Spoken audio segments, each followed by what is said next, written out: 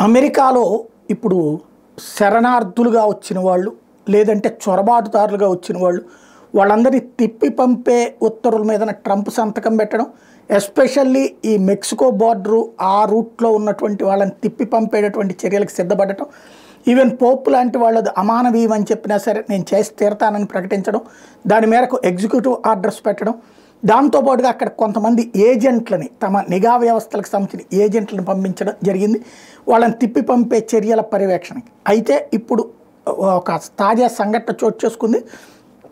Border petrol agent తాజాగా ప్రాణాలు కోల్పోయినటువంటి పరిస్థితి. వెర్మంట్ దగ్గర జరిగినటువంటి ఈ ఇష్యూలో ఇప్పుడు ఎందుకు జరిగింది ఏంటి అన్నటువంటి చూడాల్సి ఉంది. ప్రస్తుతం అయితే వాళ్ళ కుటుంబం పట్ల కుటుంబానికి సానుభూతి వ్యక్తం చేసినటువంటి అమెరికన్ ప్రభుత్వం దీని మీద సమగ్రమైనటువంటి దర్యాప్తు జరిపిస్తానని ప్రకటించింది.